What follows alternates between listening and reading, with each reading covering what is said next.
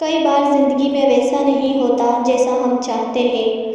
ہماری مرضی کے خلاف کئی چیزیں ہو جاتی ہیں، ہماری امیدیں ٹوٹ جاتی ہیں، ہماری خواہشات پوری نہیں ہوتی، ہمیں وہ نہیں ملتا جس کو پانے کے لیے ہم کوشش کر رہے تھے۔ اس وقت ہم دکھی ہو جاتے ہیں، اداس ہو جاتے ہیں، قدرت سے شکوہ کرتے ہیں کہ ہمیں وہ کیوں نہیں ملا جو ہماری خواہش تھی۔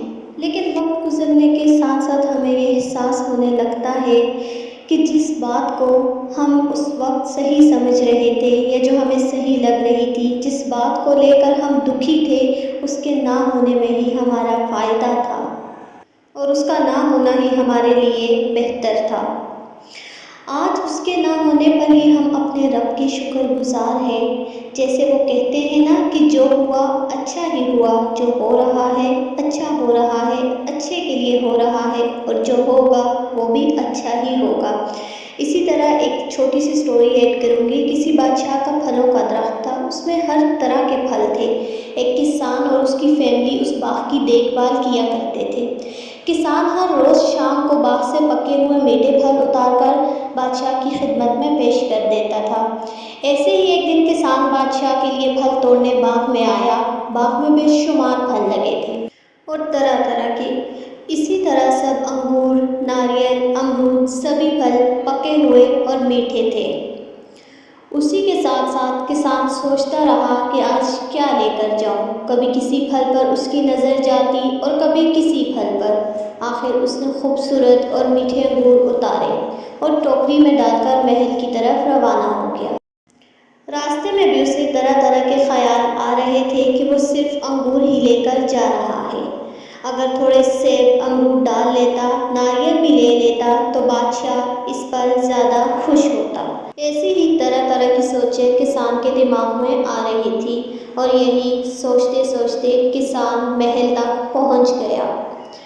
محل پہنچ کر اس نے انگور کا ٹوکرا بادشاہ کے سامنے ٹیبل پر رکھا اور خود کچھ دور جا کر بیٹھ گیا۔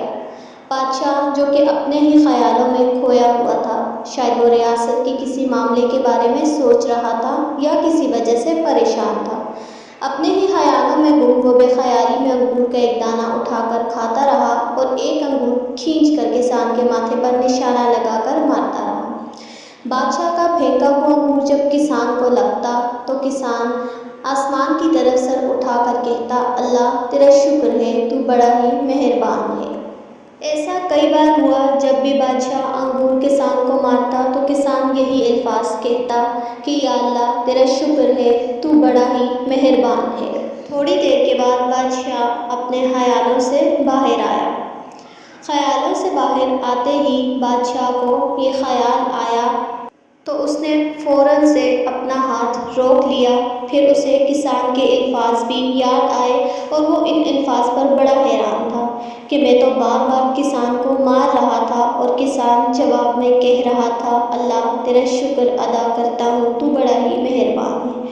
اس نے کسان سے وجہ پوچھی تو کسان نے معصومیت سے جواب دیا، بادشاہ سلامت، جب میں آپ کے لیے پھل توڑ رہا تھا تو کئی پھلوں کی طرف میرا دھیان جاتا رہا۔ ہر طرح کے پھل تھے، سیب، ناریل، امرود، ناشپاتی، سب پکے ہوئے اور میٹھے تھے، پر میں انگور ہی لے کر آیا۔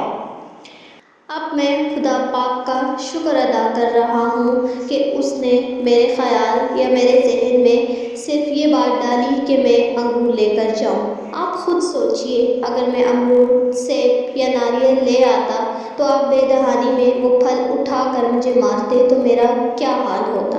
اس لیے میں اپنے رب کا شکر ادا کر رہا ہوں کہ وہ بڑا ہی اچھا اور مہربان ہے۔ اور بے شک یہ بہت گہری اور غور و فکر کرنے والی بات ہے۔ دوستو، جس رب نے ہمیں پیدا کیا ہے وہ ہمیں کبھی بھی اکیلا نہیں چھوڑتا۔ وہ ہمیشہ ہمارا خیال رکھتا ہے۔ ہماری زندگی میں جو بھی ہوتا ہے اس میں ہمارا کوئی نہ کوئی فائدہ ہی چھپا ہوتا ہے۔ اس لیے ہر کام خدا کے ہر کام میں بہتری ہوتی ہے۔ بعض دفعہ ہمیں وہ فوری نظر آ جاتا ہے تو کچھ ہمیں کافی دیر بعد، اور بعض دفعہ اس فائدے کا احساس ہمیں کچھ دیر بعد ہوتا ہے۔ ہم کبھی آرام سے بیٹھ کر سوچیں تو ہمیں اس بات کا احساس ہوگا کہ یہ ہماری زندگی میں آنے والی مشکلیں ہی تھیں جنہوں نے ہمیں مضبوط بنایا اور آج ہم کامیاب ہیں۔ یہ ہماری زندگی میں آنے والا مشکل وقت ہی تھا کہ جس نے ہمیں اچھے برے کی پہچان کروائی اور آج ہم لوگوں کو پہچاننے کے قابل ہیں۔ اس لیے ہر حال میں مثبت رہیے، پازیٹیو سوچیے اور اسی کے ساتھ ساتھ کیونکہ جو بھی ہوتا ہے اچھے کے لیے ہوتا ہے، یہ بات ہمیشہ یاد رکھیں۔ زندگی سے مایوس ہونا چھوڑ دیں کیونکہ جس رب نے ہمیں پیدا کیا ہے یقیناً اس نے ہمارے لیے کچھ بہتر لکھ رکھا ہے۔ اس لیے ہمیشہ پازیٹیو سوچیں، نیا سوچیں، چیزوں کو سیکھیں اور خدا پر ایمان اور یقین مضبوط رکھیں۔